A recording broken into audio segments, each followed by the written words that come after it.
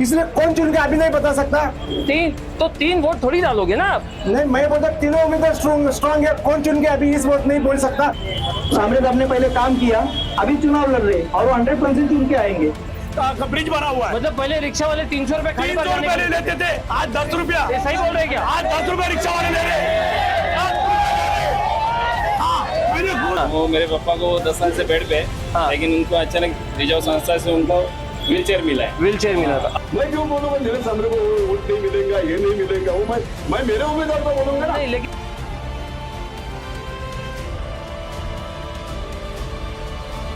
इनका बोलना है आपकी कर्ज पूर्ण करे। इनका बोलना है कि ऐसा नहीं था, चुनो जो आपको जर्मनी का वीजा दे दे। नहीं सर, अरे कितने लोग ताली बजा रहे, कब से मैं पूछा था बीजेपी समर्थक को, यहाँ कोई आ नहीं रहा था, ताली अभी सब बजा रहे। वो नोटा नहीं है काका? हाँ, नोट का वोटिंग है ना।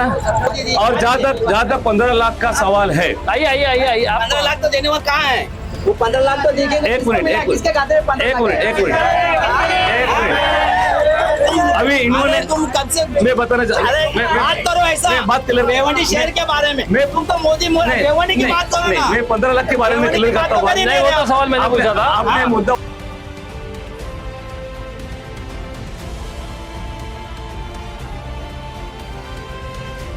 हाँ। तो जो जैसे कि कोई भी सेकंड नंबर जो कैंडिडेट को वोट्स मिले रहेंगे ना, वही कैंडिडेट को विन माना जाता है। अच्छा, मतलब नोटा के अगर मेजोरिटी भी है तो भी नहीं जीतेंगे, जो उसके बाद सेकंड हाईएस्ट रहेगा उसको सेकंड हाइट जो रहेगा उसी को विन ये कंसिडर बहुत किया अच्छा, जाएगा। ये बहुत अच्छा ज्ञान। मैं पूछ रहा हूं। एक मिनट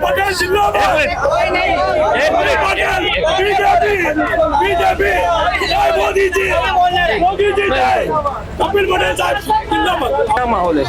बुलंदशहर शहर का माहौल है, सिर्फ नीलेश सामरे आएगा। नीलेश सामरे, हमको एक नाम अभी अलग मिला है। वो बहुत काम करता है। अच्छा,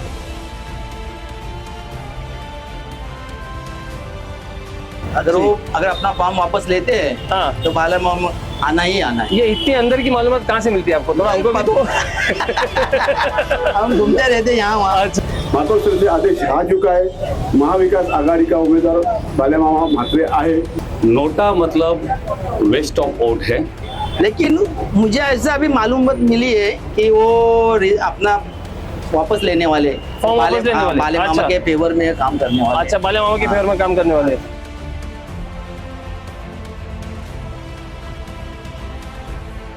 भिवंडी वालों को किधर है? लोगों को गरीब का दुकान टूट रहा है, इसके लिए हम लोग नीचे से कोई जरूरत नहीं है। लोगों का दुकान पेट टूट रहे भाई। हाँ, उनको जगह। तो आदमी जब वोट का बटन दबाता है तो क्या दिमाग में रख के बटन दबाए? क्या मतलब कि हाँ चलो मेरे जेब में 500 की हरी पत्ती वो सोच के दबाए, कि मेरे को जो है आगे 5 साल जो है मेरे अच्छे जाए वो सोच के दबाए? मतलब जब महंगाई बढ़ी है तो देश का बजट भी बढ़ना चाहिए। मतलब जो लोगों को सैलरी थी तो पर कैपिटा इनकम था वो भी बढ़ना चाहिए, तो वो कहीं ना कहीं नहीं बढ़ा है, खाली महंगाई जो है वो बढ़ गई है। उनका वो सवाल है। उन्होंने बताया था कि अगर बोला था उन्होंने, ऐसा होता है कि अगर पूरा काला धन आ गया तो हर एक के हाथे में 15-15 लगाएंगे, लेकिन काला धन आया नहीं, इनको लाना ही नहीं है। लेकिन अगर हम लोग भुखमरी का सदर भी देखेंगे तो बहुत नीचे आके 105 नंबर पे चले गए, है ना। और अभी एक मोदी जी का ही एक सवाल था, सॉरी भाषण में ये बताया था उन्होंने कि हम 80 करोड़ लोगों को डेली का 5 किलो 99% केसेस बॉम्बे, मुंबई, कलवा, साइन हॉस्पिटल क्यों लेके जाता है? यही काम अपने भिवंडी में भी हो सकता है ना। बिल्कुल, भिवंडी में होना चाहिए, डेफिनेटली होना चाहिए। भिवंडी में क्यों नहीं? भिवंडी में होना चाहिए। नहीं, लेकिन अगर हम लोग भुखमरी का सदर भी देखेंगे तो बहुत नीचे आके 105 नंबर पे चले गए, है ना। कि हम 80 करोड़ लोगों को डेली का 5 किलो, महीने का 5 किलो राशन दे रहे हैं 80 करोड़ लोगों को। इसका मतलब 80 करोड़ लोग जो है वो सीमा, जो गरीबी की सीमा रेखा है उससे भी नीचे है। वो चुन के लाओ, अभी तुम्हारे मेट्रो चालू होगा, अपन सब जाएंगे, अब सब जाएंगे।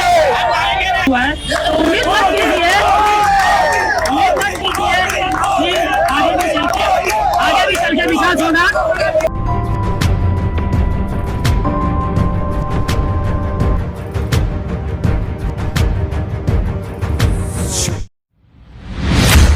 Iron Out Professional Laundry is upgrading, getting bigger, and is now Zion Out Professional Laundry. Service which they provide: dry clean, laundry, steam press, sofa deep cleaning, carpet deep cleaning, and shoe laundry. Free pickup and drop facility available. The only steam press facility in Bhiwandi with premium packaging. Organized app-based laundry service. Prepaid laundry packages are also available with lots of offers. One of its kind laundry setup in Bhiwandi, offering premium services at affordable rates. Serving entire Bhiwandi with more than 500 customers and 50,000 plus article processed. At Allied Auto Service HPCL dealer, Old Agra Road, near Bagi Firdaus Masjid, Bhiwandi.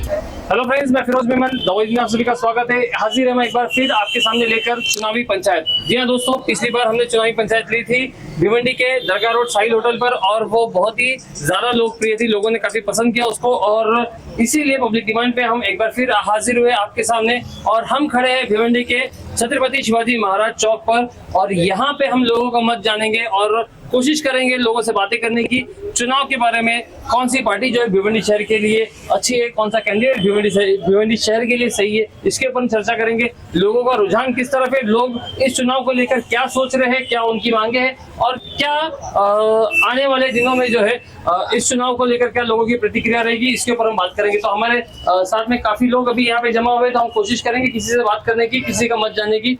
कोई आएगा बात करने के लिए हमारे साथ? आइए।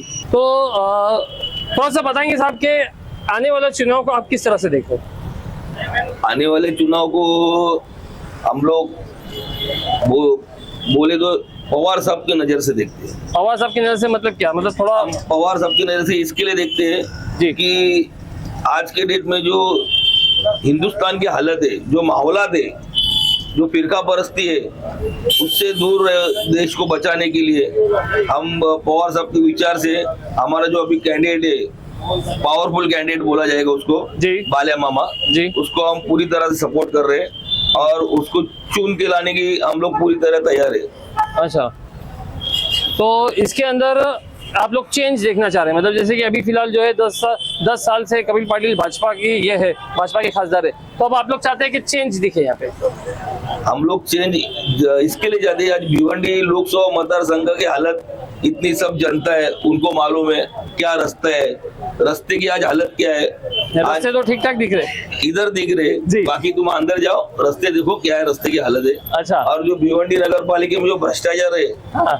आज के 10 साल बीजेपी शिवसेना इन लोग की सत्ता थी, तो आज जो हालत है देखा नहीं। अच्छा, तो अगर समझो सुरेश म्हात्रे जीत जाते, बालिया मामा जीत जाते, तो आपको क्या लगता है कि आके वो ऐसा क्या कर देंगे जो कि अब तक कपिल पाटिल ने नहीं किया था?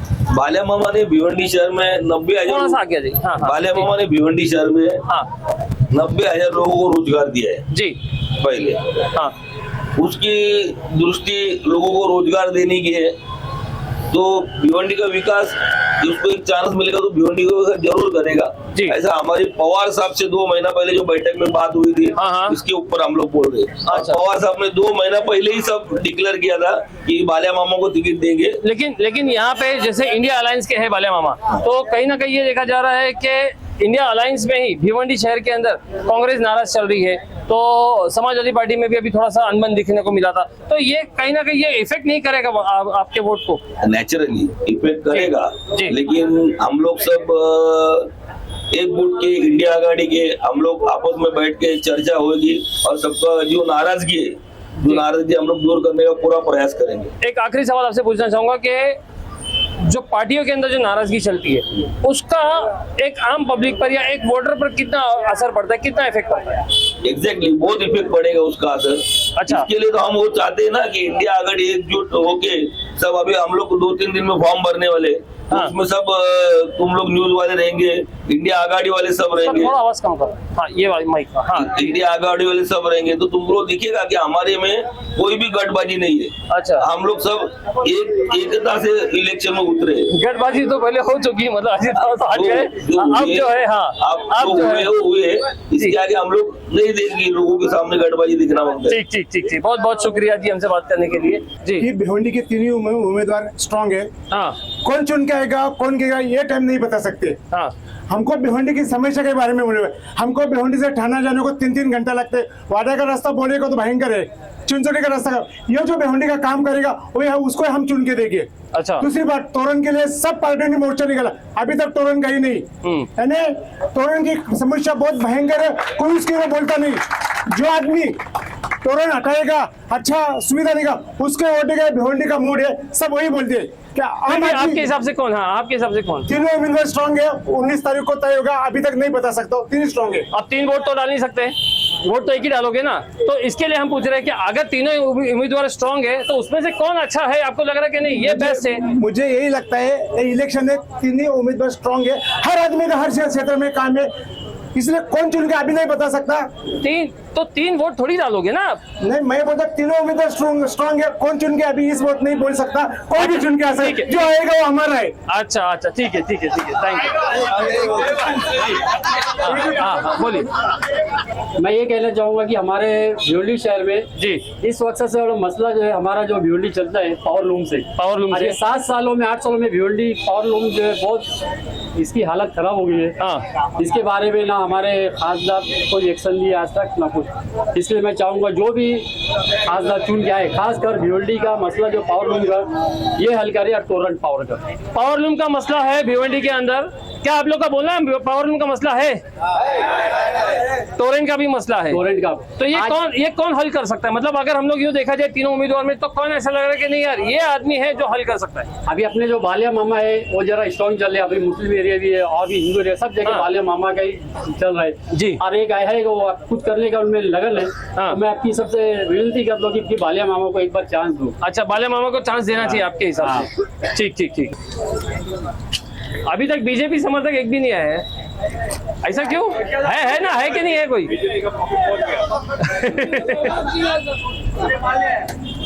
बोलिए, क्या नाम आपका? मेरा नाम कृष्णा आनंद अधिकारी। अच्छा, तो संगठन शाखा अध्यक्ष शेलार गाँव। अरे वाह, शेलार थे आप? ठीक है, तो बताइए शेलार में ग्रामीण में क्या हुआ है? क्योंकि भिवंडी शहर में तो हमको समझ में आ रहा है कि बालिया मामा का ज्यादा जोर नजर आ रहा है, अगर ग्रामीण की बात करें तो क्या है? ग्रामीण में एक ही हवा है, नीलेश सांबरे साहब की हवा है, क्योंकि उन्होंने ग्रामीण में और सिटी में पूरे भिवंडी लोकसभा में इतना काम किया है 5 सालों में किसी ने नहीं किया। थोड़ा नीचे पकड़ लो इसको। हाँ, बोलिए आप बोलिए। जो कि आज आपको चुनाव लड़ना है तो 5 साल 10 साल पहले काम करो, बाद में इलेक्शन खेलो ना। सांबरे साहब ने पहले काम किया, अभी चुनाव लड़ रहे और वो 100% चुन के आएंगे और लाखों मतों से चुन के आएंगे, इसकी गारंटी हम देते हैं। एक सामान्य नागरिक करके पूरे गांव में भी मेरे बहुत सारा काम हुआ है और यहाँ पे जितने भी है इसमें से 25% 50% लोग सांबरे साहब के लाभार्थी रहेंगे। अच्छा, तो इसमें से भी अच्छा कोई है क्या सांबरे साहब का लाभार्थी? कि ये तो मना कर रहे हैं यार। है ना? हाँ, है, एक है। हाँ, क्या आपको क्या मिला था? बोलिए। एक आगापन है। बोलिए।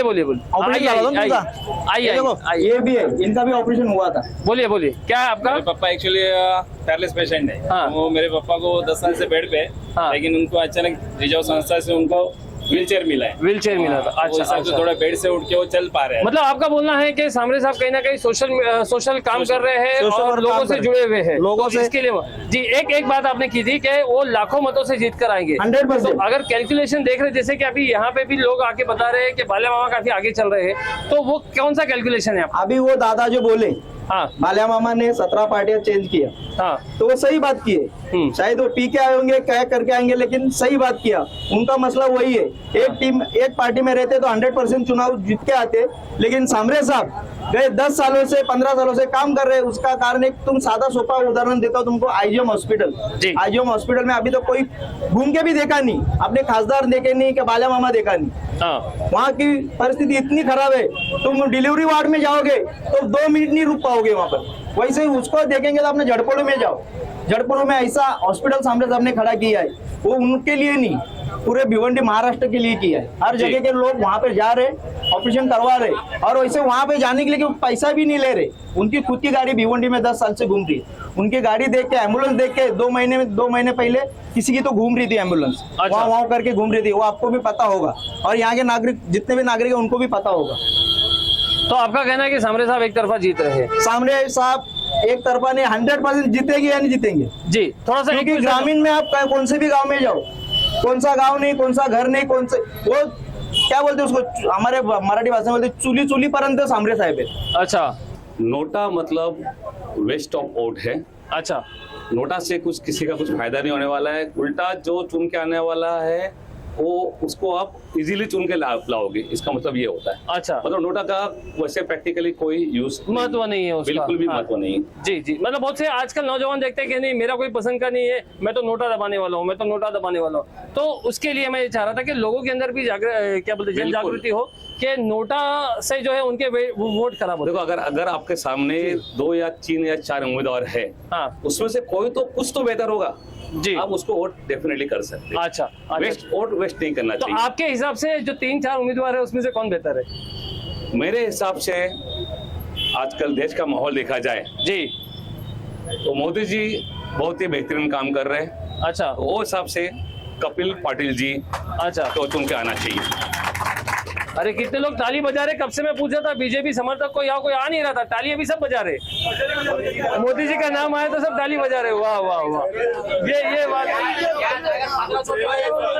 अच्छा ठीक है, चलो थोड़ा सा, हाँ नहीं वो पूछ देंगे, मैं बोलता हूँ अभी। हाँ, तो जैसे कि अभी लोगों का ये कहना है कि लोगों का क्या कहना, वो तो है ही, हकीकत बात है कि जो महंगाई इतनी बढ़ गई है हर चीज में जो है, अभी इलेक्टोरल बॉन्ड का जो है आ गया, तो इसमें भी दोबारा फिर जो है भाजपा सरकार आएगी तो वही सारी चीजें हो जाएगी। अगर कोई कहता है कि महंगाई बढ़ रही है, महंगाई मुझे बताओ कम कब हुई थी? सबसे पहली बात, हर साल महंगाई तो बढ़ना ही बढ़ना है, हर चीज का भाव बढ़ा है। आज से 10 साल पहले जो फ्लैट 10-15 लाख में मिलता था, आज वही फ्लैट 40 लाख में मिलता है जी। तो महंगाई तो हर तरह से बढ़ी हुई ना, हर जगह बढ़ी है। हाँ। मेरे ख्याल से वो मुद्दा नहीं है, मुद्दा है देश के मुद्दे हैं। हाँ, जो देश के खासकर मुद्दे हैं जी, वो ज्यादा इम्पोर्टेंट है। अच्छा ठीक है, हम लोग देश पे ना बात करते हुए अगर भिवंडी कॉन्स्टिट्यूंसी के ऊपर अगर फोकस करते हैं जी, तो यहाँ पे कौन से मुद्दे ऐसे हैं जो कि एक सेंट्रल गवर्नमेंट को ध्यान देना चाहिए और जो अब तक के जो इग्नोर हुए? बिल्कुल बिल्कुल, यहाँ पे जो है जो भिवंडी लोकसभा मतदार में जो है मेडिकल कॉलेज की बहुत सख्त जरूरत है। एक इंजीनियरिंग कॉलेज, आर्किटेक्चरल कॉलेज जो है, इसकी सख्त जरूरत है और ये सब होना चाहिए, ये मेरा मानना है। ये तो 10 साल से जो तो बीजेपी की सरकार थी, तो अब तक क्यों नहीं हुआ? नहीं, ये पिछले 60 साल से नहीं हुआ, देखा जाए तो किसी ने नहीं सोचा। नहीं, लेकिन अब लेकिन ये अब तो होना चाहिए। हाँ, विजन तो था ना। बिल्कुल हाँ। बिल्कुल, अभी जो भी लोकसभा में चुन के आएंगे इस बार जी, उन्होंने डेफिनेटली ये काम तो पहले करना चाहिए, ये मेरा मानना है। जी जी, अच्छा, और दूसरा अगर हम लोग कनेक्टिविटी की बात करें तो कहीं ना कहीं मेट्रो जो है वो भिवंडी के लिए बहुत ही एक समझ ले कि एक सौगात है भिवंडी के लिए। अगर वो मेट्रो आ जाती है तो मैं समझता हूँ कि भिवंडी का भाव ही रातों रात बढ़ जाएगा, है ना? तो वो उसको कहीं ना कहीं जो ये देखा जा रहा है कि उसका काम जो है ढीला हुआ है। जी जी, उसके बारे में बताना चाहूँगा। जब भी यहाँ पे बीजेपी शिवसेना चुन के आई थी 2019 में महाराष्ट्र स्टेट में जी, उससे पहले काफी काम तेज गति से हो रहा था। जब सीएम फडणवीस साहब थे बहुत तेज गति से हो रहा था जी, लेकिन जैसे ही महाविकास आघाड़ी की सरकार आई उस टाइम से 2.5 साल में वो काम काफी स्लो हो गया, ये सबने देखा हुआ है। हाँ हाँ जी, उसकी वजह से ये गति रुकी हुई है और उम्मीद मतलब अगर विकास हुआ तो बीजेपी और अगर विकास रुका तो महाविकास आघाड़ी। नहीं, डेफिनेटली स्लो हुआ है कामकाज, ये सब पूरे भिवंडी की जनता ने, पूरे लोगों ने देखा हुआ है ये अच्छा अच्छा, नहीं कोरोना तो था, वही तो कोरोना था ना, लेकिन उस टाइम में नहीं, कोरोना भी था, डेफिनेटली कोरोना भी था, वो जो रुका है, काम भी रुका था, ये भी हकीकत है साथ साथ, तो उसीलिए रुका था ना तिनी साहब। अच्छा ठीक है, चलो हाँ, चलो अगर हम लोग अभी अगर उसके बाद बात करते हैं कि कहीं ना कहीं बीजेपी जो है वो सांप्रदायिकता को बढ़ावा देती है, तो उसके बारे में क्या कहेंगे? मोदी जी ने कभी ये नहीं कहा कि मैं 100 करोड़ लोगों का प्रतिनिधित्व करता हूँ, उन्होंने हमेशा कहा कि मैं 140 करोड़ लोगों का प्रतिनिधित्व करता हूँ। इसका मतलब ये हुआ उसके अंदर हिंदू भी आए, मुसलमान भी आए, क्रिश्चियन भी आए, बौद्ध भी आए, सब आए। और जहाँ तक 15 लाख का सवाल है, आइए 15 लाख तो देने वाला कहाँ है? वो 15 लाख तो देंगे, एक मिनट अभी इन्होंने तुम कब से मैं बताना बात करो ऐसा, मैं बात कर भिवंडी शहर के बारे में, तुम तो मोदी भिवंडी की बात करो ना। मैं 15 लाख के बारे में क्लियर करता हूँ। नहीं, वो तो सवाल मैंने पूछा था, आपने मुद्दा उठाया 15 लाख का, तो पैसा नहीं मिला यहाँ पे मोदी फिर बोलेंगे चुट्टा बनाएंगे, और वो तो जुमला था, मोदी जी ने कभी भी 15 लाख का कमिटमेंट नहीं किया है। कोई क्लिप दिखा सकते, कोई भी क्लिप दिखा सकते, कभी भी नहीं कहा, उन्होंने कभी नहीं कहा। उन्होंने इसलिए सही बात नहीं करे आप। मैं इनको करेक्ट कर देता हूँ थोड़ा सा।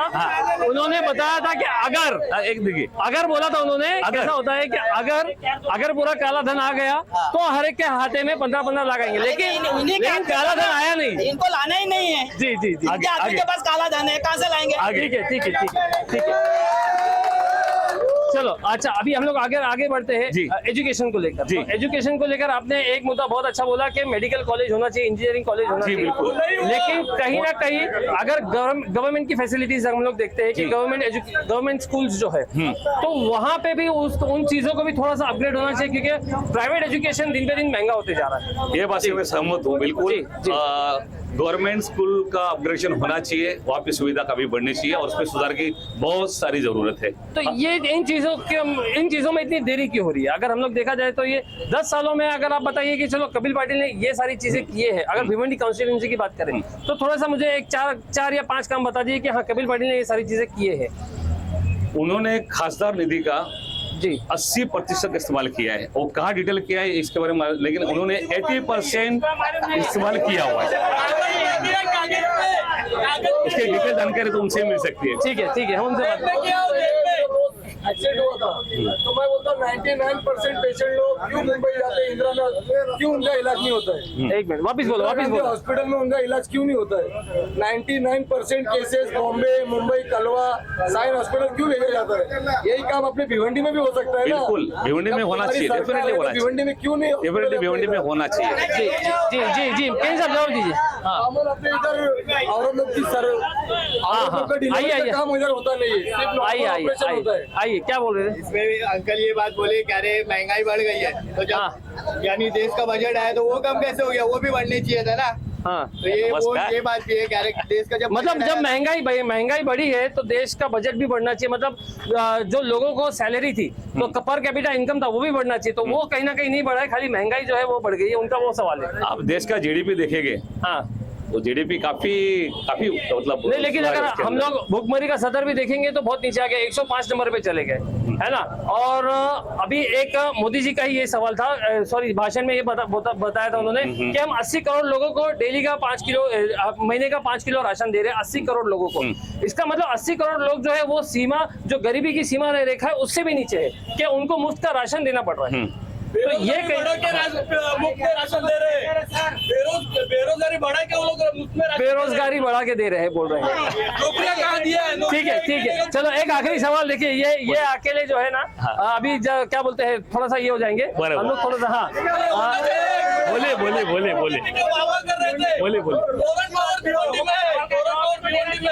आपको बोलने का, इनको भी बोलने का मौका। भिवंडी की बात करेंगे जी।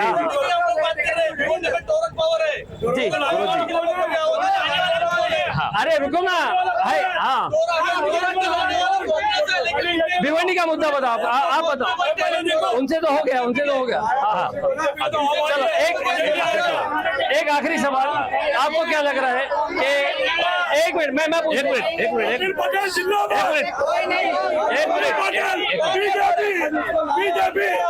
मोदी जी कपिल पटेल साहब, ऐसे 5 काम बताइए जिसके ऊपर आप उनकी जय जयकार कर रहे हैं कपिल पाटिल के।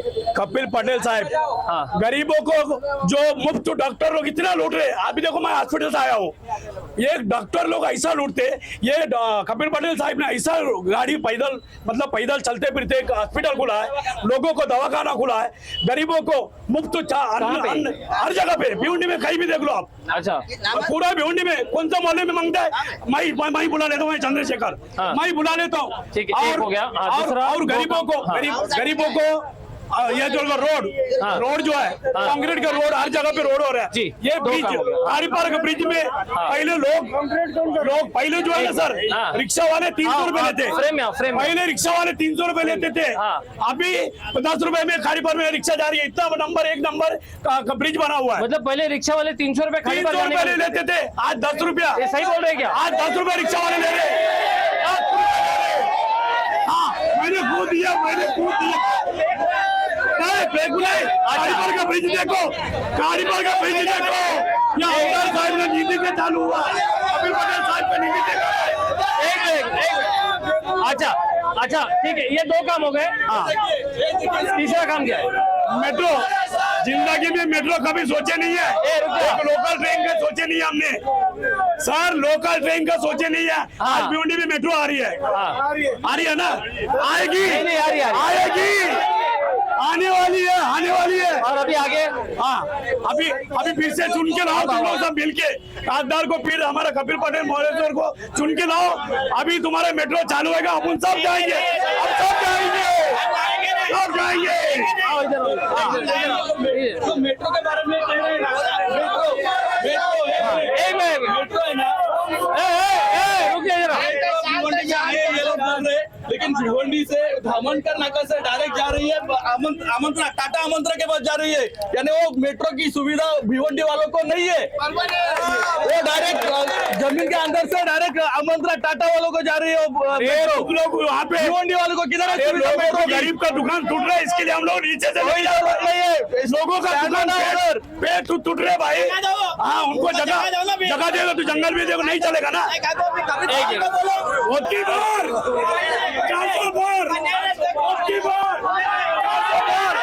कपिल पटेल साहब का 1.5 लाख बार, कपिल पटेल साहब का 1.5 लाख बार। कोई बोल नहीं रहा है, कोई बोल नहीं रहा है। अपनी बार 400 बार तो नहीं बोला इसने। अरे आपका नाम बताइए। ऋग्वेद शेट्टी नाम है मेरा। ऋग्वेद शेट्टी, क्या करते हो आप? सर मैं एक स्टूडेंट हूँ, LLB कर रहा हूँ। स्टूडेंट हो, LLB कर रहे हो, लॉ कर रहे हो, मतलब कानून ज्यादा जानते हो? हाँ, अभी फिलहाल जानने की कोशिश कर रहा हूँ। जानने की कोशिश करें, ठीक है। तो चलो हम लोग है ना शुरू करते हैं, नोटा से ही शुरू करते हैं कि नोटा जो है कितना इम्पोर्टेंट है। सर नोटा जो ये है ना, ये मेरे हिसाब से एक यूजलेस बटन है, क्योंकि नोटा को अभी जब भी आप वोट करते हो ना, तो आप आपकी मेहनत वेस्ट कर रहे हो। क्योंकि ना क्या होता है पता है सर आपको? मैं बताता हूँ क्या होता है। जैसे कि यहाँ के यूथ की जो मेंटेलिटी है, लोगों की मेंटेलिटी क्या है कि ना हमें ये उम्मीदवार पसंद नहीं है, ये उम्मीदवार पसंद नहीं है, तो हम नोटा को वोट करेंगे। और जो यूथ, उनको क्या लग रहा है कि ना अगर नोटा के वोट्स अगर ज्यादा आएंगे, जैसे कि अगर 100 वोट्स है तो 100 वोट्स में से अगर 50% प्लस अगर नोटा को वोट जाते हैं तो उनको ऐसा लगता है कि री इलेक्शन होगा। तो ऐसा नहीं है, ये बहुत बड़ा मिथ है, गलत फहमी है लोगों की। री इलेक्शन नहीं होता है। अगर नोटा को ज्यादा वोट मिले तो भी री इलेक्शन नहीं होगा। री इलेक्शन नहीं होता है। ये कहाँ पे होता है पता है आपको सर? ये ना मतलब जैसे कि कॉर्पोरेशन का इलेक्शन होगा ना, कॉर्पोरेशन का इलेक्शन, ये MP के इलेक्शन में ना ये क्राइटेरिया में नहीं बैठता है। MP के इलेक्शन में अगर जैसे कि अगर 100 वोट से 70% वोट्स अगर नोटा को गए हैं, तो जो जैसे कि कोई भी सेकंड नंबर जो कैंडिडेट को वोट्स मिले रहेंगे ना, वही कैंडिडेट को विन माना जाता है। अच्छा, मतलब नोटा के अगर मेजोरिटी भी है तो भी नहीं जीतेंगे, जो उसके बाद सेकंड हाईएस्ट रहेगा उसको, सेकंड हाईएस्ट जो रहेगा उसी को विन किया जाएगा। ये बहुत अच्छा ज्ञान दिया आपने हमको। क्योंकि मेरे को ऐसा लगता है कि आप अगर इतना मेहनत करके वोट देने जा रहे हो ना, तो आपका वोट वेस्ट नहीं होना चाहिए, क्योंकि एक वोट बहुत ज्यादा जरूरी है। तो जो वोट जरूरी है, तो आदमी जब वोट का बटन दबाता है तो क्या दिमाग में रख के बटन दबाए? क्या मतलब कि हाँ चलो मेरे जेब में 500 की हरी पत्ती, वो सोच के दबाए, कि मेरे को जो है आगे 5 साल जो है मेरे अच्छे जाए, वो सोच के दबाए? तो यही ऑब्वियसली यही सोचेंगे ना कि आगे के हमारे भविष्य सिक्योर करने के लिए वोट करे जी। क्योंकि ना अभी आजकल जो जनरेशन में लोग क्या बोल रहे हैं कि ना इसको वोट करो, उसको वोट करो, इन्होंने 10 साल में क्या किया, इन्होंने 50 साल में करना ही पड़ेगा ना वोट। नहीं, वोट तो करना ही चाहिए, हर किसी को करना चाहिए। अगर हमें कैंडिडेट पसंद भी नहीं है तो घर से निकलो, लेकिन जाके वोट करो। क्योंकि अगर आप लोग वोट नहीं करोगे ना, तो अगर आगे के कोई भी कॉन्सिक्वेंसेस होते हैं ना, तो आप सरकार को ब्लेम नहीं कर सकते, खुद को ब्लेम करना पड़ेगा आपको कि आप घर से निकले नहीं वोट करने के लिए।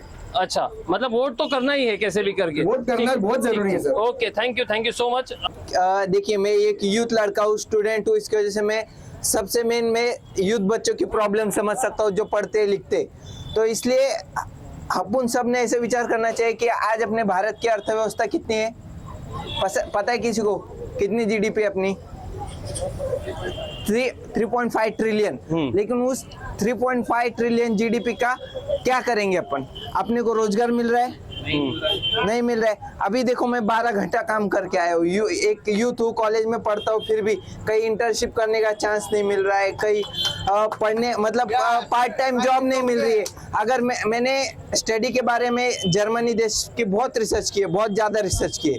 उधर हर एक यूथ मेरी उम्र का समझो जो कॉलेज भी पढ़ रहा होगा ना, सिर्फ 4 आवर्स काम करके 1 लाख रुपए महीना तक कमाते हैं। लेकिन अभी मैं किसी पक्ष के बारे में उल्टा सीधा बात नहीं कर रहा हूँ, लेकिन जो मेरे पे बीत रही है उसकी बात कर रहा हूँ। और किसी को भी वोट देने से पहले ना एक बार ना सब अपने बच्चों के बारे में सोच लेना, क्योंकि इधर ज्यादा से ज्यादा 30+ है, उनका तो हो गया है, लेकिन जो हम आने वाले उनका अभी बाकी है। इसलिए सब बच्चों के बारे में सोचना, उनके भविष्य के बारे में सोचना। आप भाजपा को वोट दो, कांग्रेस को वोट दो, किसी को भी वोट दो, लेकिन ऐसा नेता चुनो जो आपकी सब गर्जा पूर्ण करे, बाकी कुछ नहीं। वो कोई भी पक्ष का हो, लेकिन बस आपकी गर्जा पूर्ण करे। इनका बोलना है कि ऐसा नेता चुनो जो आपको जर्मनी का वीजा दे दे। नहीं सर, भिवंडी शहर में सब जगह कपिल पाटिल है। भिवंडी लोकसभा में देखो चार लोग ने ताली बजाई। आप बोले सब जगह कपिल पाटिल है, 4 लोगों ने ताली बजाई। भिवंडी लोकसभा में 6 विधानसभा क्षेत्र रहते हैं। जी बिल्कुल। उसमें से मुरबाड भाजपा का है। हाँ। उधर ही वोटिंग बीजेपी को ही मिलेगी। हाँ। दूसरा है सेकंड शाहपुर, उधर भी राष्ट्रवादी कांग्रेस अजीत पवार गट का उम्मीदवार है, उधर भी हमको ही वोटिंग मिलेगी। अच्छा। और कल्याण, उधर भी भाजपा सेना की युति के उम्मीदवार है। हाँ।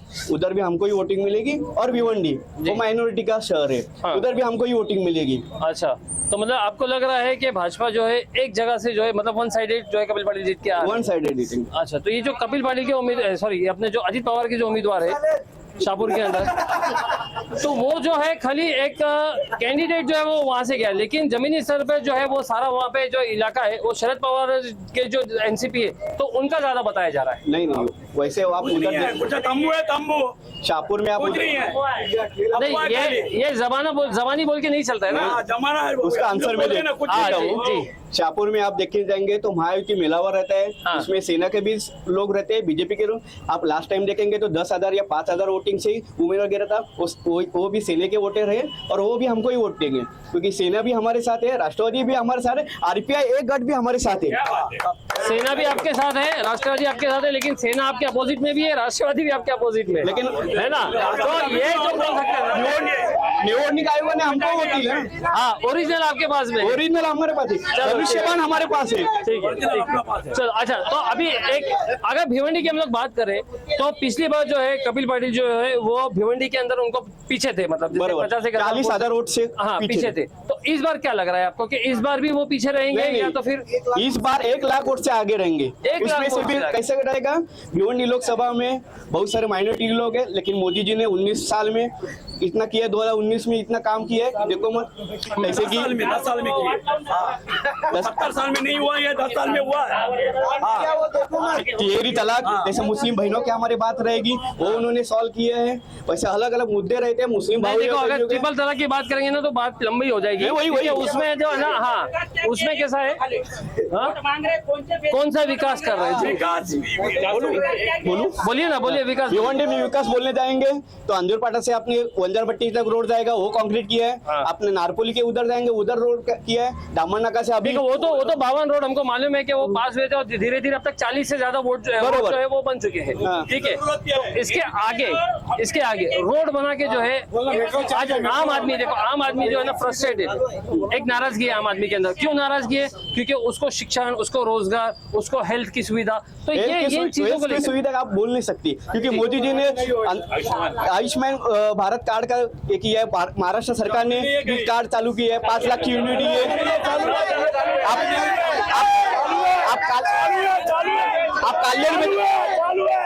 आप कालेर में जाएंगे, SS हॉस्पिटल उधर चालू है। अच्छा,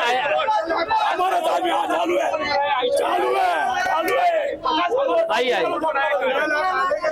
आप कालेर में जाएंगे, SS हॉस्पिटल उधर भी चालू है। आप अंजूरपाड़ा से आगे सुश्रुषा हॉस्पिटल उधर भी चालू है। एक तो मोदी जी ने 2014 में अनाउंस किया था कि 15,000 सबके खाते में आएंगे, सॉरी 15 लाख खाते में आएंगे, वो कभी आए नहीं, सिर्फ मन की बात करते गए और खुद सुनते गए हो। और एक बार भिवंडी शहर का जो ये लोग विकास बोल रहे ना, मैं गिनाता हूँ इन्होंने क्या क्या विकास किया या क्या क्या नहीं किया। एक आरोग्य के बारे में उन्होंने कभी अस्पताल में कभी गए नहीं, अस्पताल कोई एक अस्पताल उन्होंने कभी यहाँ बनाया नहीं। और दूसरा है एजुकेशन बनेगा चुन के आने के बाद। एजुकेशन के बारे में कभी इन्होंने मेडिकल अस्पताल कभी खोला नहीं। और एक तीसरा है तोरण पावर ये लोग बोलते हैं कांग्रेस ने लाया। सुनिए तोरण पावर ये लोग बोलते हैं कांग्रेस आपको बता दूं, सुनिए, लेकिन ये अभी कांग्रेस बीजेपी के गोद में जाके बैठे टोरन पावर, इसलिए वो अभी गोद में कांग्रेस ने मोर्चा बैठा है।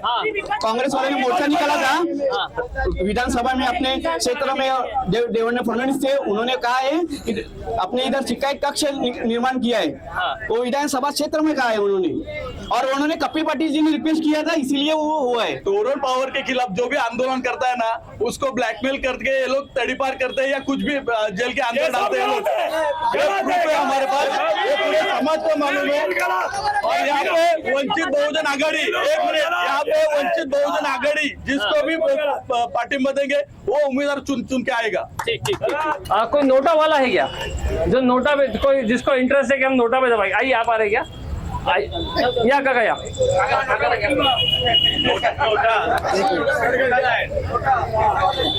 वो नोटा नहीं है काका? हाँ, नोट का वोटिंग है ना। नोट का वोटिंग को जो ज्यादा नोट पे वोट पड़ेगा ना, तो दूसरा उम्मीदवार को चेंज करना चाहिए। अच्छा, जो ज्यादा नोट गिरेगा उसके ऊपर, जो ज्यादा नोट गिराएगा उसको चेंज करना चाहिए? नहीं, दूसरे उम्मीदवार है उनको चेंज करना चाहिए। ऐसा है क्या? हाँ, वो नोट वाला का उसको उसी जगह पर दूसरा उम्मीदवार चुन के देना चाहिए, नोट की जगह पर। क्या बात है, ये बात सही बोले आपने। मतलब नोट को वोटिंग करते हैं, हाँ, उसका कुछ फायदा नहीं होता। बिल्कुल नहीं होता है। उम्मीदवार को वोटिंग करते हैं तो उसका फायदा होता है, हाँ। लेकिन नोट को ज्यादा वोटिंग पड़ेगा तो उधर उम्मीदवार तो नहीं है, हाँ। फिर भी यही लोग चुन के आते हैं। वोट वेस्ट होता है उनका कहना। नोट को ज्यादा भी वोट गिरेगा ना, तो भी ये दूसरे उम्मीदवार कोई ना कोई चुन के आते हैं, फिर नोट को वोट डाल के क्या फायदा है? जी, अच्छा, ठीक है। तो आपको क्या लग रहा है कि अगर कोई उम्मीदवार अच्छा है तो कौन है फिलहाल भिवंडी शहर की? नहीं, इसके बारे में तो मैं कुछ नहीं जानता, क्योंकि सब उम्मीदवार अपने अच्छे लोग हैं। अच्छा, सब किसी अच्छे को नाम अच्छे रखने का कोई फायदा नहीं है। मैं किसी उम्मीदवार के बारे में कुछ बोलूंगा नहीं। ठीक है, सब अच्छे हैं तो चलो, अच्छी बात है। मतलब ये कंट्रोवर्सी में नहीं आना चाहते। आइए, एक मिनट, आराम से। पानी खत्म हो गया क्या?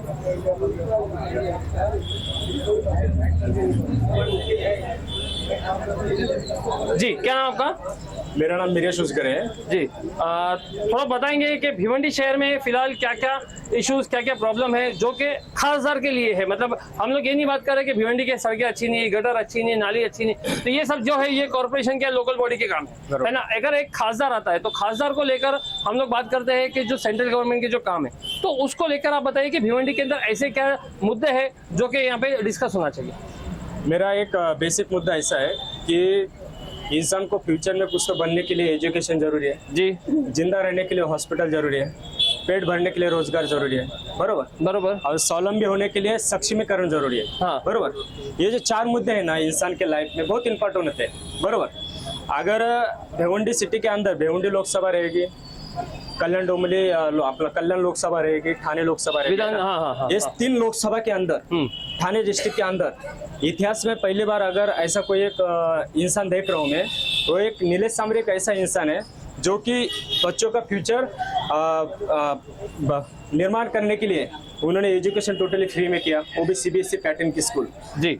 लोगों की जिंदगी बचाने के लिए उन्होंने हॉस्पिटल तैयार किया, वो भी एकदम फ्री में, और पेट भरने के लिए उन्होंने रोजगार हर एक को देने का प्रयास। क्या रोजगार की बताना? जैसे स्कूल तो मुझे पता है, हाँ, हॉस्पिटल पता है, लेकिन रोजगार के लिए क्या किया? रोजगार के लिए उन्होंने ये किया है, जितने भी बच्चे अभी प्रशासकीय सेवा में अपना योगदान दे रहे हैं, हाँ, एक स्वप्निल माने करके एक बौद्ध समाज का एक लड़का है, उसे माँ बाप वगैरह कोई नहीं है, वो वैसा इंसान, अनाथ इंसान, उस अनाथ इंसान को सांबरे सर ने IPS बनाया, वो उसके मेहनत से बन गया, पर जो पूरा साथ था वो सांबरे सर ने दिया। ऐसे बहुत सारे अधिकारी है पूरे ठाणे डिस्ट्रिक्ट के अंदर।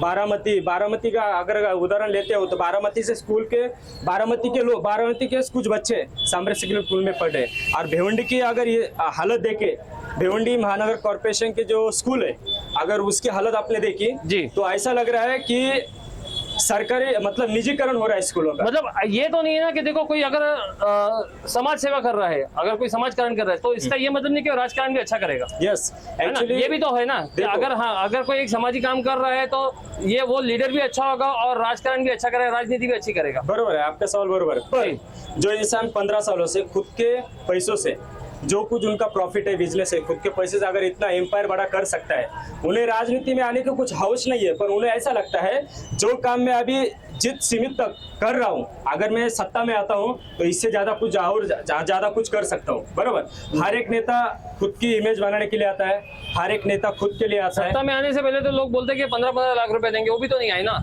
तो सत्ता में आने से पहले तो लोग बोलते ही है कि हम ये करेंगे वो करेंगे करके। ठीक है, बरोबर है ना। पर अभी के फिलहाल की सिचुएशन आप देख रहे हो, सामरे सर के हॉस्पिटल में आप एक बार झड़पली विजिट करके देखिए, और झड़पली में विजिट करने के बाद वहाँ पे जो लाभार्थी है उनसे एक बार बाइट्स करके देखिए। जो आपने मुझे सवाल पूछा है कि 15 लाख रुपए दिए जाते हैं, बरोबर, हम चुन कर आने के नहीं, बोलने से मतलब चुनाव से पहले जो बोला जाता है, ठीक है। हर एक की मानसिकता हम तो चेंज नहीं कर सकते, हर एक जीतने के लिए कुछ ना कुछ तो आश्वासन देना जरूरी है। और सामरे सर के पास एक विजन है, जो विजन ताकि किसी उम्मीदवार के पास नहीं है, वो विजन को लेकर इस भिवंडी लोकसभा के अंदर चुनाव लड़ रहे हैं। आपको क्या लग रहा है कि अगर सामरे साहब चुनाव लड़ते हैं तो इसमें सबसे ज्यादा उनका बड़ा कॉम्पिटिटर कौन रहेगा, बालिया मामा या कपिल पाटिल? मैं ये तो किसी के बारे में कुछ बोल नहीं सकता, पर मुझे ये समझ में आ रहा है भिवंडी की सिचुएशन देखे तो ग्रामीण पट्टे में नीलेश सामरे सर की जो पहचान है ना, जो उनका समर्थक है, वो बड़े पैमाने में अभी सामरे सर ने खुद के बलबूते पर वाशिम में, पालघर में, खुद के बलबूते पर, किसी का सपोर्ट नहीं, कुछ नहीं, लाखों लोगों की सभा भराई। मतलब इसका मतलब ये है, अगर एक अपक्ष उम्मीदवार खुद की ताकत लोगों के सामने ऐसे दिखा सकता है, तो समझ लो अगर किसी का सपोर्ट मिलने के बाद वो ताकत कहाँ से कहाँ तक। जी जी जी जी जी, बहुत बहुत शुक्रिया हमसे बात करने के लिए, थैंक यू। 1 minute sir. और क्या? अच्छा, बोलिए। दूसरी बात ऐसी है, उनका ये सामर्थ्य देखकर, उनका ये मतलब उनका काम करने का नजरिया देखकर वंचित बहुजन आघाड़ी के राष्ट्रीय नेता आदरणीय प्रकाश अम्बेडकर, उन्होंने इनडायरेक्टली उनको डायरेक्ट अपक्ष उम्मीदवार के लिए डायरेक्ट सपोर्ट किया है, ताकि प्रकाश अम्बेडकर ऐसे कभी करते नहीं। पर फर्स्ट टाइम ऐसे किसी उम्मीदवार के बारे में प्रकाश अम्बेडकर जी ने किया है कि जो उम्मीदवार उसके लोकसभा मतदार संघ के अंदर जो काम कर रहे हैं उसे प्रेशराइज न करके अगर हम उसे सपोर्ट करते हैं, आने वाले दिनों में 101% वंचित आघाड़ी के, वंचित बहुजन के कितने वोट भिवंडी लोकसभा में है? देखो, अगर कैलकुलेट किया जाए तो पूरे भिवंडी लोकसभा के अंदर पौने दो लाख वंचित बहुजन आघाड़ी, मतलब इस SC कैटेगरी के पॉपुलेशन अपना ये वोट है, बराबर। अच्छा। 2019 के चुनाव में जब अरुण सावंत जब लोकसभा कैंडिडेट के उम्मीदवार थे, उन्होंने 51,000 वोट पाए, 50,000 के ऊपर लिया था, विदाउट प्रचार वगैरह कुछ ना करते हुए। पर सामरे सर ने इतना सब कुछ किया है, जहाँ पे बस पहुंच नहीं पाती है वहाँ पे सामरे सर का नाम है। तो मुझे तो लगता है आने वाले वंचित बहुजन आयोग के सपोर्ट की वजह से 101% 1.5 लाख के आसपास उनको वोट का सपोर्ट 100% मिल जाएगा। जी, नोटा के बारे में ऐसा है, पहली तो भिवंडी की हालत खराब है, भिवंडी की हालत खराब है, और नोटा को वोट डाल के और भिवंडी की हालत मत खराब करो। आपके हिसाब से भिवंडी शहर में, मतलब अगर नोटा को नहीं डालना है तो फिर किसको डालना है? मेरे हिसाब से तो नया खासदार, नया साल का one man show only Ballia मामा होना चाहिए। अच्छा, हाँ। बालिया मामा ही क्यों? बालिया मामा ही क्यों? क्योंकि हमने अभी इधर बहुत से लोग आए चुनाव में, दूसरे उम्मीदवार का भी नाम लिए जी। कोविड में जो काम बालिया मामा ने किया है हमने आंखों से देखा है। अच्छा, समाज में लोगों में उतर के जो मदद की है वो हमने देखा है। ना आमदार है ना खासदार है, फिर भी लोगों के लिए दौड़ने वाला कोई देखा है नेता, तो हमने वो देखा है। चलो हम लोग बात करते हैं कुछ भिवंडी के मुद्दों की। उसके ऊपर आप बताइए कि अगर भिवंडी में समझो टेक्सटाइल का मुद्दा है, टोरेंट का मुद्दा है, तो उसको कैसे काउंटर करेंगे? बालिया मामा के जीत के आते हैं तो क्या आपको लग रहा है कि हाँ बालिया मामा ये चीजों को या ये इशू को जो है सॉल्व करेंगे? 101% करेंगे। कैसे करेंगे? एक्चुअली बालिया मामा ने जब इंटरव्यू दिया है, पहला ही मुद्दा उन्होंने किया है कि मैं चुन के आने के बाद पहला ही जो टोरेंट का जो भिवंडी का मेन मसला है उसको मैं पहला सॉल्व करूंगा जी। उन्होंने वो वादा ही किया है जी। तो मतलब उनकी बातों पे आपको भरोसा है? पब्लिक को भरोसा तो करना पड़ेगा जी। जिसने वादे किए हैं 10 साल लिए हैं भिवंडी शहर के लिए, उन्होंने तो आज तक कुछ किया नहीं है, मगर ये बंदा बोलता तो है और उसने वादा किया है, कमेंट किया है कि आने के बाद पहला काम जो है मैं भिवंडी का टोरेंट का करूंगा। ठीक है। बेसिक मुद्दा क्या है? अपना बेसिक मुद्दा बैलेट पेपर का था। तुमको 400 ने 500 पार करो, बैलेट पेपर कर सकते हो? है ताकत तुम में? मतलब आपका बोलना है कि ईवीएम जो है वो घोटाला है, ईवीएम में घोटाला होता है, आपका बोलना ये होता है। अच्छा, अभी अमरावती का देखे अपन, बहुत से वीडियो आ रहे हैं, वो मुद्दे को देख के मैं बात कर रहा हूँ, क्योंकि जो आ रहे हैं मैं ऐसा मेरा घर का या देखो कोई कोई देगा वो WhatsApp बात पे नहीं कर ऐसा रहा हूँ। फॉरवर्डेड वीडियो है, उसके ऊपर आप ट्रस्ट नहीं कर सकते ना। हो सकता है कि वो वीडियो बात का हो, मतलब ठीक है, चुनाव ट्रस्ट के नहीं बाद कर का होगा। सकते, हाँ। फिर भी बीजेपी को टक्कर देने तक तो इंडिया अलायंस कर सकता है, इतना तो 100% है। ठीक ठीक ठीक ठीक ठीक ठीक। देखिए तीन समर्थक बाल्या मामा के हो गए। हम चाहते कोई बीजेपी से या कोई और समर्थक या तो फिर कोई और आइए तो थोड़ा सा बात करने के लिए भी हमारे को मिलेगा। आज एक मिनट आप थोड़ा रुको। हाँ एक मिनट। क्या नाम है आपका? मेरा नाम चित्तर माली। माली साहब थोड़ा सा बताएंगे कि भिवंडी शहर का क्या माहौल है? भिवंडी शहर का माहौल है, सिर्फ नीलेश सामरे आएगा। नीलेश सामरे, हमको एक नाम अभी अलग मिला है, वो बहुत काम करता है। अच्छा, निवडणूक जीतने से पहले उसने काम किया है। अच्छा, जीतने से पहले मतलब अब तो लड़े ही नहीं है, अभी तक तो लड़े ही नहीं। थोड़ा सा माइक आगे ले लो। हाँ हाँ जी, क्या काम किया थोड़े से बताएंगे? वो जिला संगठन के माध्यम से बहुत काम किए हैं। जैसे कि अस्पताल किया है, स्कूल का काम किया है और सबके लिए काम किया है, खेती बाड़ी के लिए भी काम किया है। अच्छा अच्छा, तो आपको लगता है वो जीत के आएंगे? वो 100% जीत के आने वाले हैं। ऐसा कैसे 100%? थोड़ा सा बताएंगे। अभी तो सब बोल रहे थे कि बाल्या मामा जीत के आएंगे, बाल्या मामा बिला मामा वो 10 पार्टी बदली किया है, वो बाल्या मामा। अच्छा, वो एक नंबर झूठा आदमी। क्यों ऐसा बोल रहे हैं? झूठा आदमी है वो अभी RPI भी छोड़ा नहीं उसने। अच्छा, हाँ सबका मगर एक बोलता हूँ, ये सामने साहब है ना, वो सच्चा आदमी है। वो चुन के आएगा, बोले तो चुन के आएगा। जी जी जी, जी साहब जी। शिवसेना उद्धव बाळासाहेब ठाकरे का जिला सचिव हूँ। अच्छा, अरे वाह क्या बात है। तो थोड़ा सा हमें ये बताइए कि शहर में चुनाव को लेकर क्या रुझान है? देखिए, ये महाविकास आघाड़ी का गठबंधन है जी। शिवसेना पहले से आदेश से चलती है। मातोश्री का जो भी आदेश आएगा उसको हम फॉलो करते हैं। मातोश्री से आदेश आ चुका है, महाविकास आघाड़ी का उम्मीदवार बाल्या मामा म्हात्रे आए जी, और उनके लिए काम करना हमारी जरूरी है, क्योंकि वो गठबंधन है। वो गठबंधन से हम बाल्या मामा म्हात्रे का काम कर रहे हैं। अच्छा, आपने पूछा उनको, मैं सुन रहा था, मेरी बात सुनो जी जी। क्या नाराजी है क्या? हाँ, ये आपको चैनल के लिए नाराजी सुन रहे हैं, आपको खुद चैनल के लिए नाराजी लग रही है। देखो, बाल्या मामा के साथ रुपेश म्हात्रे साहब हमारे जो भिवंडी लोकसभा शिवसेना संपर्क प्रमुख है, माजी आमदार है, वो घूम रहे हैं। कांग्रेस के सभी लोग घूम रहे हैं, रशीद ताहिर घूम रहे हैं, राष्ट्रवादी के घूम रहे हैं, समाजवादी के घूम रहे हैं, और बाल्या मामा को चाहने वाले सभी अपने जो यंग ब्लड है वो घूम रहे हैं। तो कोई नाराजी नहीं है, नाराजगी नहीं, कोई नाराजी नहीं है जी। अच्छा, तो इसमें हम यही पूछ रहा था मैं कि जैसे अभी बाल्या मामा अगर आ जाते हैं तो इमीडिएटली लोगों के लिए वो क्या आप लोग सोच रहे हैं कि हाँ बाल्या मामा अगर आते हैं तो कुछ चेंज देखने को मिलेगा? एक भिवंडी सतर पे बोले कि लोकल सतर पे जो है उन लोगों को थोड़ा सा फायदा मिलेगा। मैं भिवंडी शहर से बोल रहा हूँ जी, कि आज भिवंडी शहर में कोई हमारे घर में मेहमान आएगा ना, तो हम उसको कोई कहीं जहाँ के लेके नहीं जा सकते, या कोई बगीचा हो, या कोई अच्छी गार्डन्स हो, या कोई अच्छे खिलौने जी, बच्चे के लिए कुछ सही नहीं है। हम लोगों ने पहले ही बोला है कि विकास के लिए हम बाल्या मामा के साथ में हैं जी, कि भिवंडी का विकास जरूरत है। हम किसी आदमी के खिलाफ नहीं है, लेकिन विकास नहीं हो रहा है, इसके लिए हम कुछ तो परिवर्तन मांगता है। इसके लिए बाल्या मामा तो पहले ही बोला है कि भिवंडी में विकास होना मांगता है। मतलब आपके हिसाब से ये रास्ते अच्छे हैं, आप मेरे साथ में चलो, मैं ऐसे रास्ते आपको बताता हूँ, आप चल भी नहीं सकेंगे। अच्छा, वो कहाँ पे है थोड़ा सा बताइए।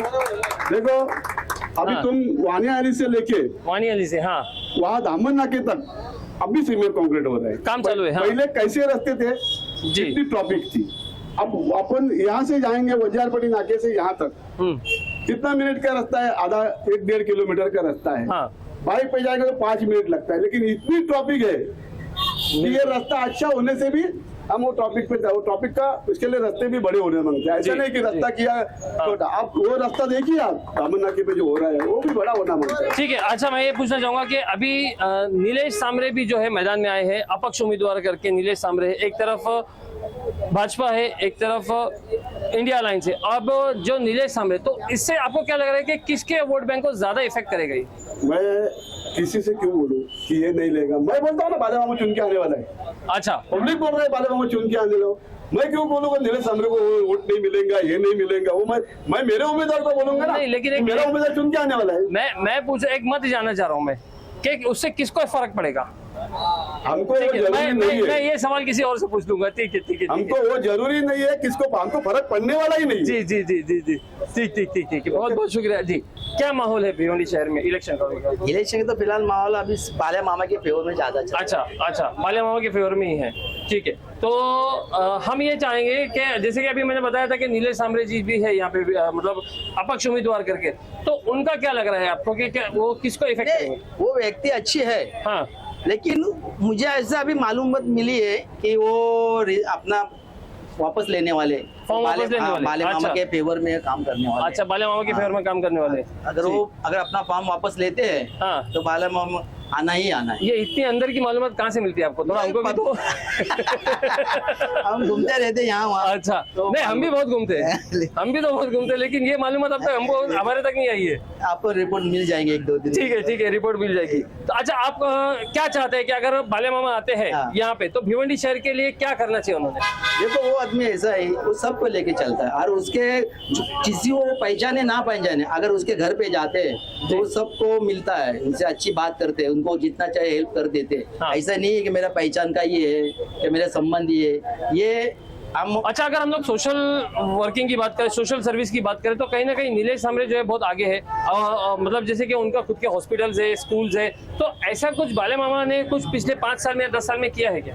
बाले मामा वो जैसे सांबरे साहब ने जो किया है वो उन्होंने बहुत किया है जी, तो सही है। लेकिन आज लोग ना, हाँ, जो नया अभी जो खासदार है, रनी खासदार, लोग उनसे परेशान हो गए। अच्छा, इसके वजह से लोग बाले मामा के वो बोलते ना, दगड़ापेक्षा ईट महू, वो वैसा हो गया। वो पत्थर से बेहतर ईट है। अच्छा, तो मतलब बाले मामा का आप ईट बोल रहे हैं क्या? चलो, उतने सख्त नहीं है। ठीक, थैंक यू। और कोई है? और मैं यूथ हूँ, और मेरा यही कहना है कि सब लोग जो भी है देश के साथ चले। देश का विकास मतलब आपका घर का विकास, क्योंकि क्या है, इस समय जितनी भी विपक्ष पार्टियां सब एक हो गई है एक बंदे को हराने के लिए, वो भी मोदी जी को।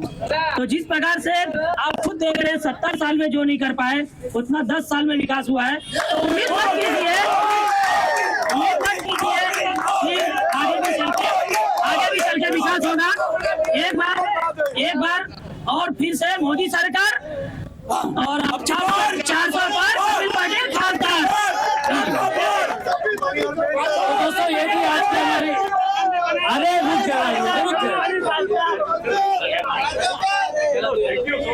Okay, thank you. तो दोस्तों, मिलते हैं हम अगली चुनावी पंचायत में। तब तक के लिए हमारे साथ बने रहे। मैं फिरोज मेहमान, द वॉइस से थैंक यू।